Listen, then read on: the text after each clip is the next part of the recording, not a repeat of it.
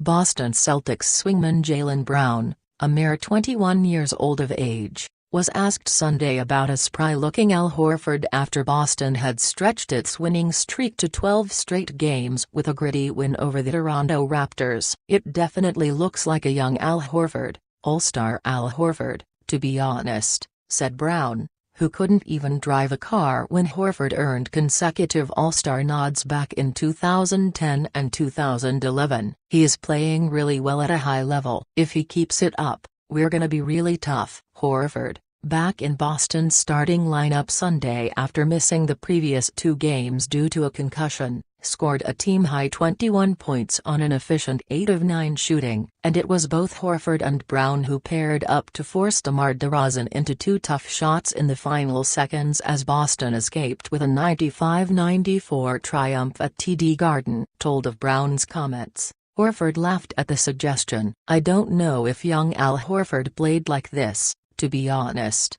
said Horford. "It's been years of working on my game and trying to play this new way. This is the style the NBA is shifting towards, and it's taken me a couple years to get comfortable and play like this, so the young Al Horford can shoot threes." Horford, mind you, is 31 years old, and yet he's still the elder statesman in Boston's locker room, and many of his much younger teammates enjoyed the notion of how Grandpa Al is turning back the clock. "Al's getting to the basket. He's dunking on guys. He's not grabbing his knees," joked Marcus Smart. "Definitely, Al's playing young again." "That's a cool way to put it." It's been 26 days since the Celtics last lost a game, and, despite a rash of injuries and a fledgling roster, their winning streak continued Sunday. To put the length of Boston's winning streak in perspective, the last time the Celtics lost, it was 30 degrees warmer in Boston.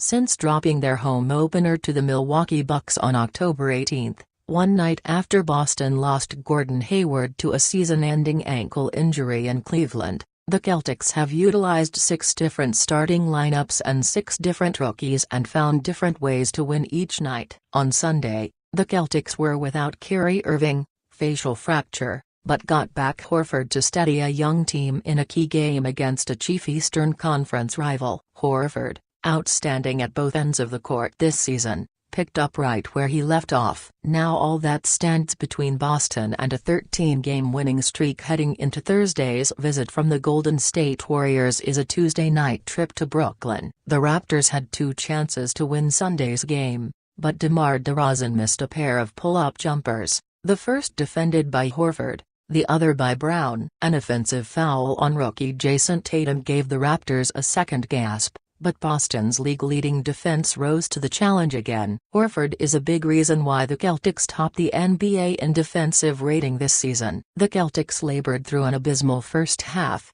shooting 33% from the floor. A 4-point play by Terry Rozier in the final seconds of the second quarter was 20% of their output in the frame. An offensive explosion followed in the third quarter, and when Horford and Brown hit back-to-back threes, Celtics co-owner Wyke Grousbeck from his baseline seat implored fans to get loud. But nothing has come particularly easy for Boston on this winning streak, and this game would be no different. DeRozan and Kyle Lowry paired up for 43 points on 13 of 32 shooting. The Celtics countered with a balanced output with 5 different players in double figures, including 16 points from Rozier off the bench. Brown added 18, and Smart had 14 points while being a defensive pest. Irving, 2 days after getting inadvertently elbowed in the face by teammate Aron Baynes, was not at TD Garden for Sunday's game. He was meeting with a specialist to examine the fracture beneath his right eye and get fitted for the protective mask he'll wear when he returns to game action. Stevens didn't know whether that return will occur Tuesday night when the Celtics travel to Brooklyn, but said that,